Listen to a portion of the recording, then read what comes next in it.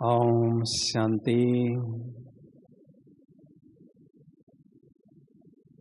समेटने की शक्ति वर्तमान समय हमारे जीवन में समेटने की शक्ति अति आवश्यक है, क्योंकि पहली बात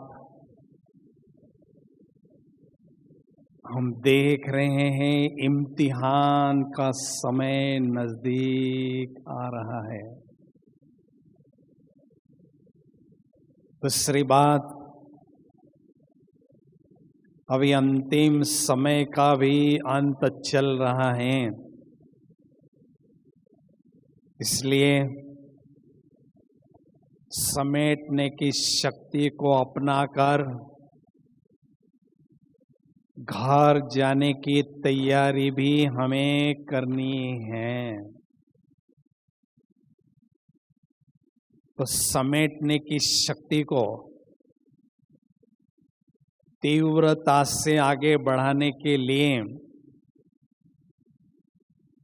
मदद करने वाली कुछ एक बातें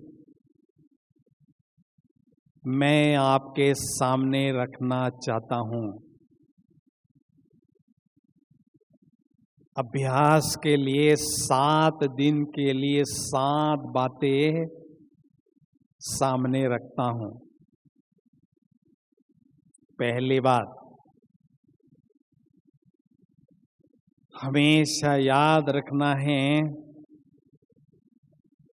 कि मुझे कछुआ वृत्ति को अपनाते रहना है।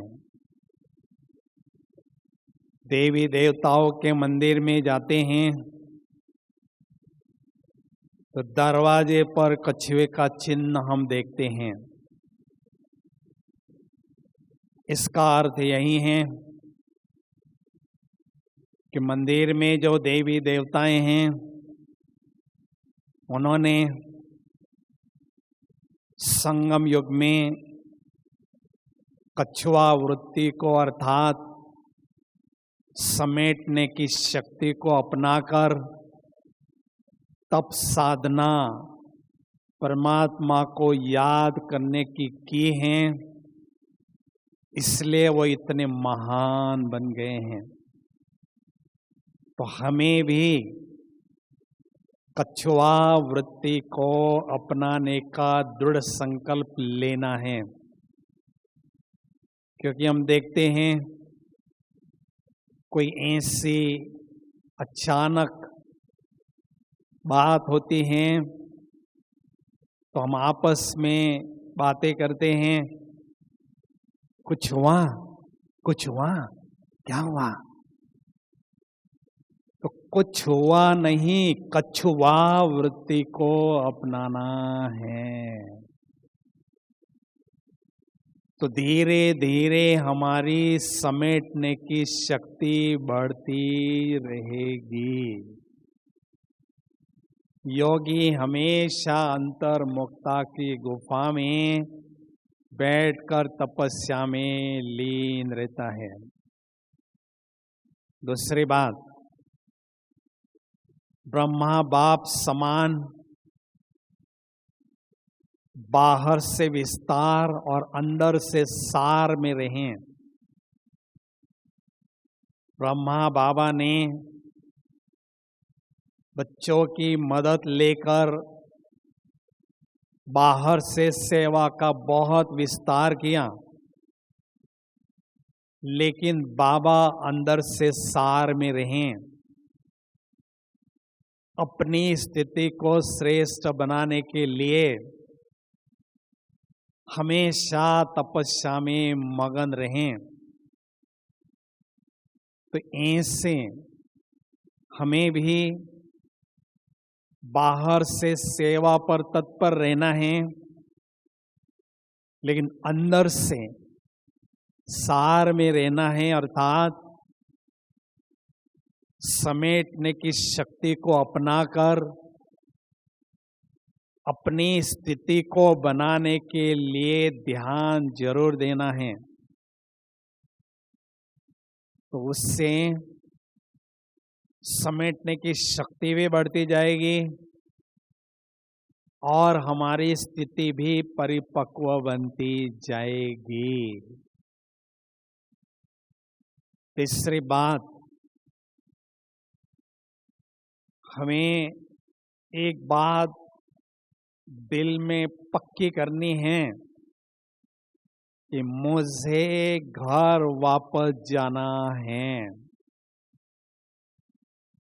यह बात हमने कई बार सुनी है और कई बार सुनाई है, लेकिन अभी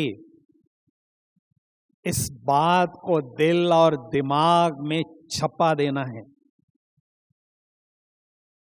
कि मुझे घर वापस जाना है।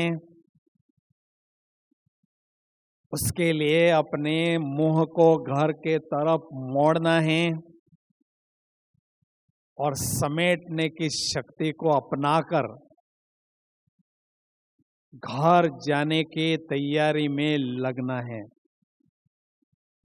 हम देखते हैं संध्या के समय पक्षियों और पंछी अपनी घर की ओर लौटने लगते हैं।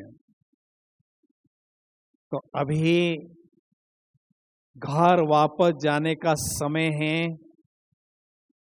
इसलिए हमें भी घर वापस जाने की तैयारी करनी है। बाबा से खजाने लेने हैं और एकाग्रता की शक्ति के लिए समेटने की शक्ति बहुत आवश्यक है। इसलिए समेटने की शक्ति को अपनाकर अपनी साधना को प्रखर बनाएं और घर जाने की तैयारी में लग जाएं। चौथी बात है, हमें व्यवहार में आते समय न्यारे और प्यारेपन का बैलेंस रखना है,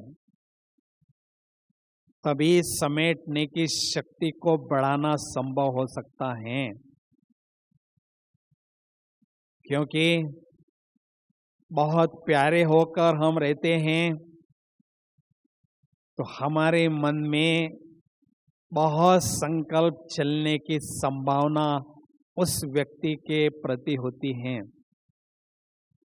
अगर बहुत न्यारे रहते हैं तो दूसरों के मन में व्यर्थ संकल्प चलने की संभावना होती है। इसलिए हमें न्यारे और प्यारे रहने का बैलेंस रखना है। इससे क्या होगा, एक सेकंड में हम मन बुद्धि को समेट कर बाबा की तरफ बुद्धि योग जुटा सकेंगे। हम अव्यक्त बाप दादा को देखते हैं, मुरली चलाने के बाद बाबा बच्चों को बहलाते हैं। उस समय बड़े रमणीक होते हैं और थोड़े समय के बाद हम देखते हैं एकदम डिटैच, एकदम न्यारे हो गए हैं। तो बाबा को अभ्यास करने की जरूरत नहीं है, लेकिन बाबा का ये नेचर नेचुरल है, न्यारा और प्यारा का बैलेंस रखने का। इसलिए हमें समेटने की शक्ति को बढ़ाने के लिए व्यवहार में, कारोबार में आते हुए न्यारा भी रहना है और उतना प्यारा भी रहना है। तो स्थिति हमारी बहुत अच्छी तरह से आगे बढ़ती जाएगी। पांचवी बात है, समेटने की शक्ति को बढ़ाने के लिए अचानक और एवर रेडी का पाठ बहुत पक्का करना है। जाने जाननहार बाबा ने कहा है, अचानक कभी भी कुछ भी हो सकता है, समय पर भरोसा नहीं रखो। कहते हैं, न जाने जिंदगी में कब आएगा अंधेरा, किसी को भी पता नहीं है कि मेरा अंतिम श्वास कौन सा होगा। इसलिए जो अच्छे पुरुषार्थी होते हैं वो कल और काल पर कभी भी भरोसा नहीं रखते हैं और समेटने की शक्ति को अपनाकर चारों तरफ से मन बुद्धि को हटाकर बाबा की याद में व्यस्त रहते हैं और खजाने जमा करते रहते हैं और एवर रेडी रहने का पुरुषार्थ करते हैं। उदाहरण लीजिए कि रेलवे स्टेशन में प्लेटफॉर्म पर मैं अपना सामान बिखरा कर रखा है। रेलगाड़ी आती है, उस समय मैं सामान को समेट रहा हूं और ट्रेन में बैठने का प्रयास करता हूं। हो सकता है मेरी ट्रेन छूट भी सकती है, लेकिन पहले से ही मैं सामान को समेट कर रखता हूं, तो जैसी ट्रेन आती है बहुत सहज रीति से ट्रेन में बैठ सकता हूं। तो ऐसे हमें समेटने की शक्ति को बढ़ाना है, मन बुद्धि को चारों तरफ से हटाकर रखना है, ताकि हम समय पर बाबा के साथ परमधाम रूपी घर जा सकें। अगर उस समय हम समेटने का अभ्यास करेंगे तो हो सकता है बाराती बनकर हमें जाना होगा। इसलिए समझदारी इसमें ही है कि समय के पहले हमें अपनी मन बुद्धि को समेटने का अभ्यास बढ़ाते रहना है। इसलिए बहुत अच्छी तरह से हमें इस अभ्यास को बढ़ाते जाना है। बाबा ने कहा है, अचानक और एवरडी का जो गीत हैं वो अनहद नाद के रूप में आपके कानों में सदा बजता रहे। छठवीं बात है, डबल लाइट फरिश्ता अनुभव करना समेटने की शक्ति के बिना संभव नहीं है। दुनिया की हालत के अनुसार अभी फरिश्ता स्थिति की अनुभूति को बढ़ाते हुए बेहद की सेवा करने का समय बहुत नजदीक आता हुआ दिखाई दे रहा है। फरिश्ता बनने के लिए हमें सभी बंधनों से स्वयं को न्यारा करना है।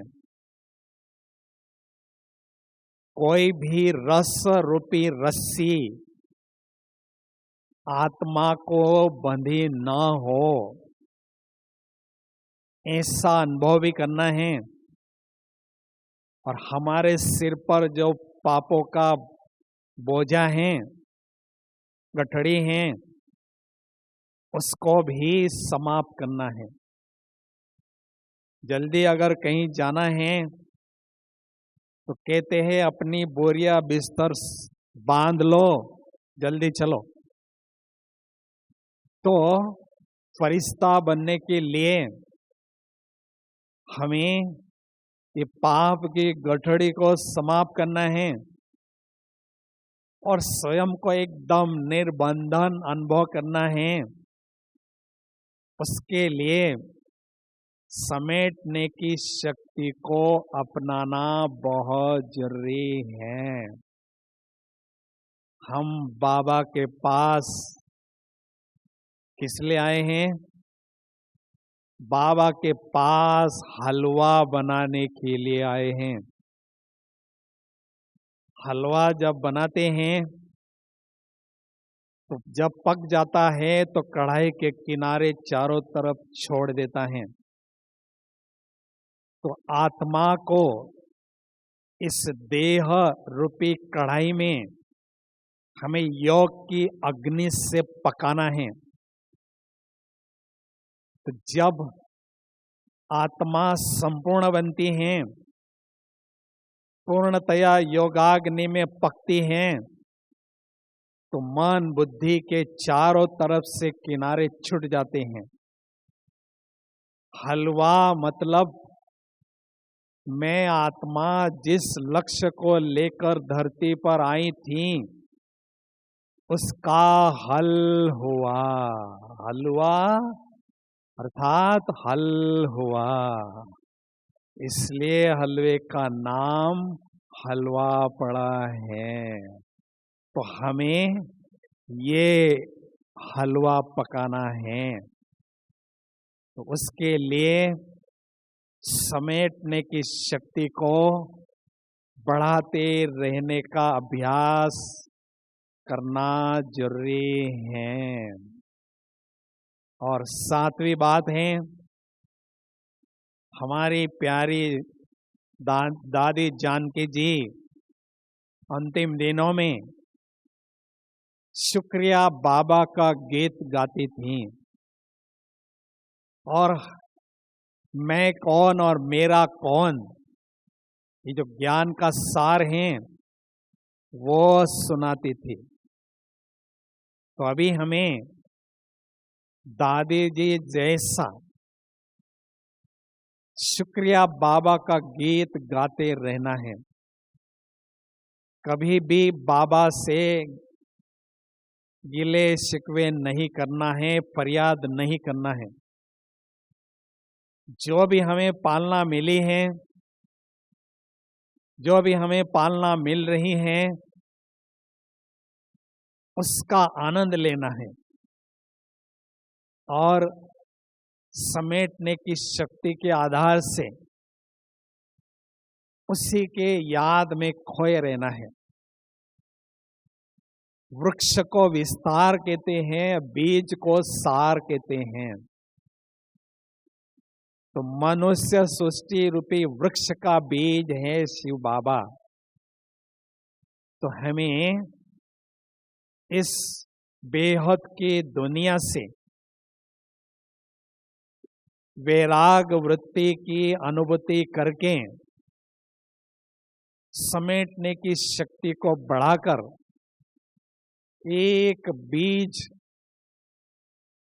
जो बाबा है उसकी याद में टिके रहना है और बीज रूप स्थिति की अनुभूति करते जाना है। समेटने की शक्ति को अपनाना अर्थात मन बुद्धि को चारों तरफ से समेट लेना और एक बाबा की याद में खो जाना, समा जाना, लीन हो जाना। इसलिए अमृत वेले और नमा शाम के समय जो हम बाबा से शक्तियां प्राप्त करते हैं, उन शक्तियों को सारे दिन भर में अष्ट शक्तियों के रूप में प्रयोग में लाते रहें।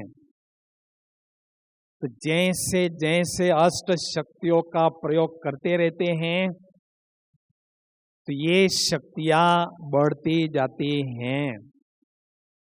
उसमें भी विशेष समेटने की शक्ति को बढ़ाने पर हमें ध्यान देते रहना है। तो धीरे धीरे ये अष्ट शक्तियां बढ़ती रहेगी, और जितना हम शक्तियों का दान करते रहते हैं, अनेक आत्माओं को शक्तियां प्रदान करते रहते हैं, अनेक आत्माओं की दिल की दुआएं हमें मिलती हैं, परिणाम स्वरूप उस सर्वशक्तिवान बाप से शक्तियां लेने की क्षमता, एफिशिएंसी हमारी बढ़ती जाती है, और स्थिति हमारी और आगे बढ़ती जाती है, परिपक्व बनती जाती हैं। इसलिए ब्राह्मण जीवन में समेटने की शक्ति को बढ़ाते रहना बहुत जरूरी है, क्योंकि हमें दीदी जी हमेशा कहते थे, मनमोहिनी दीदी जी, अब घर जाना है, अब घर जाना है, इस मंत्र को पक्का करते चलो। क्योंकि हमने 5000 वर्षों का ये ड्रामा को बहुत एंजॉय किया है। अभी अंतिम समय हमें घर जाने की तैयारी करना है। कई पुरुषार्थी कहते हैं समय पड़ा है, जब मौका आएगा तो हम घर जाने की तैयारी करेंगे। लेकिन अभी अंतिम समय का अंत चल रहा है। कहते हैं चिड़िया चुग गई खेत तो पछताने से क्या फायदा। जब ये अमूल्य समय,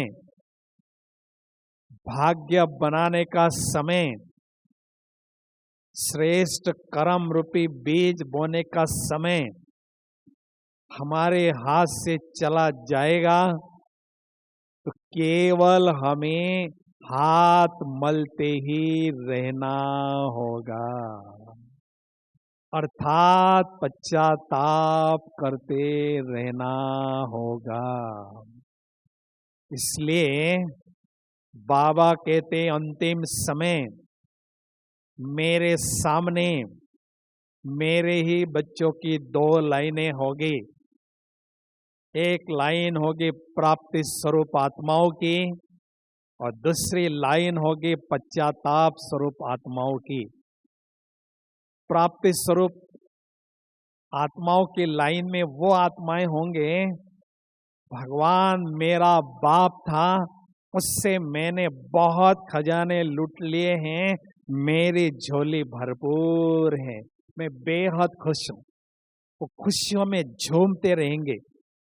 लेकिन पश्चाताप स्वरूप आत्माओं की लाइन में वो रहेंगे, भगवान मेरा बाप था, जितने खजाने मैं लूटना चाहता लूट सकता था, लेकिन समय को महत्व नहीं दिया और खजाने बाबा से प्राप्त नहीं किए, इसलिए मेरी झोली खाली रही है। तो कोई भी बाप अपने बच्चों को पश्चाताप के रूप में नहीं देखना चाहता है। इसलिए हाँ, समझदारी इसी में है। इससे श्रेष्ठ समय में समेटने की शक्ति को अपनाकर बेहद के वैराग्य की अनुभूति करते हुए एक बाबा की याद में ही खोए रहना, उन्हीं से सारे खजाने प्राप्त करते रहना। इसलिए समेटने की शक्ति में बॉक्स को बंद दिखाते हैं और बिस्तर को भी बंद दिखाते हैं। बॉक्स माना जो भी मेरे विकर्म है उसको खत्म कर देना है, उस बॉक्स को बंद कर देना है, और जो भी पाप की गठड़ी है उसको भी खत्म कर देना है, और घर जाने के लिए पूर्णतया तैयार रहना है। तो अभी हम चंद घड़ियों के लिए इस समेटने की शक्ति का बहुत सुंदर अनुभव करने जा रहे हैं।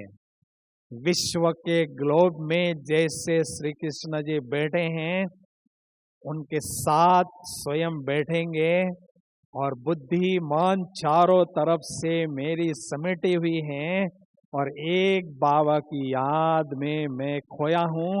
ऐसी सुंदर स्थिति की हम अनुभव करने जा रहे हैं।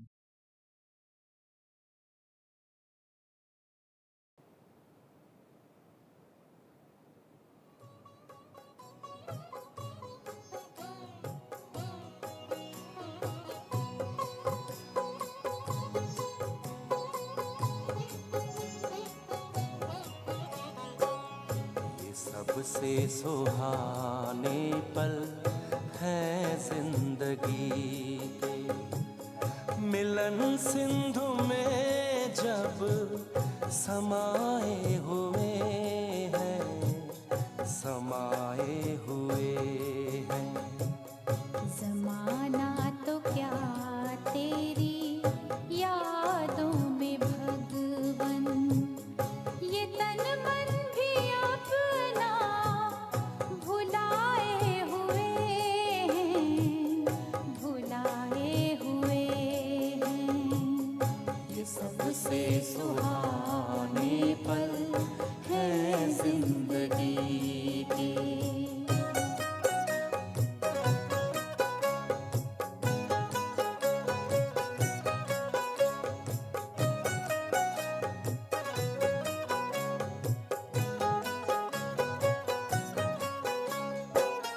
गगन झुक गया, वक्त भी ठहरा ठहरा, ज़मीं भी ये जैसी जमीं रह गई है। रूहानी समा देखते देखते ये आँखें खुली की खुली रह गई हैं। दृष्टि से सृष्टि बदल कर हमारी, सितारों से दामन सजाए हुए हैं, सजाए हुए हैं। ये सबसे सुहाने पल है जिंदगी के।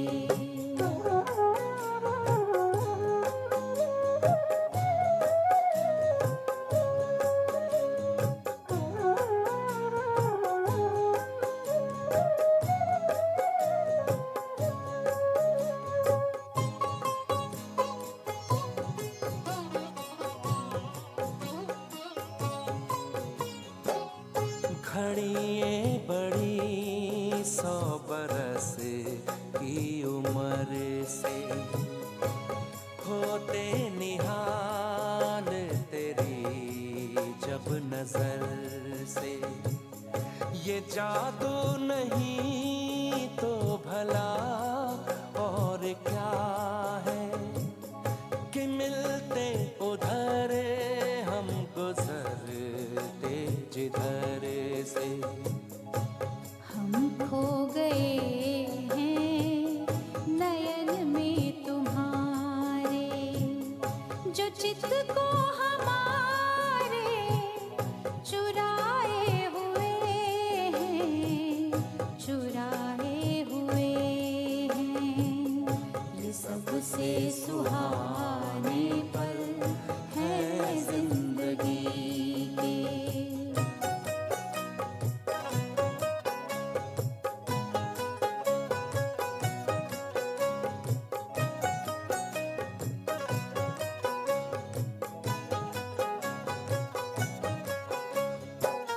सितारों से आगे ये कैसा जहां है, बहुत दूर तक रोशनी रोशनी है। ये परियों की नगरी, फरिश्तों की दुनिया। अनोखी यहाँ चांदनी चांदनी है। कभी कानों में गूंजती है मुरलिया, कभी सामने जैसे आए हुए हैं, आए हुए हैं। ये सबसे सुहाने पल है जिंदगी के। मिलन सिंधु में जब समाए हुए हैं, समाए हुए हैं। समाना तो क्या तेरी यादों में भगवन, ये तन मन भी अपना भुलाए हुए हैं, भुलाए हुए हैं। ये सबसे सुहाने पल है जिंदगी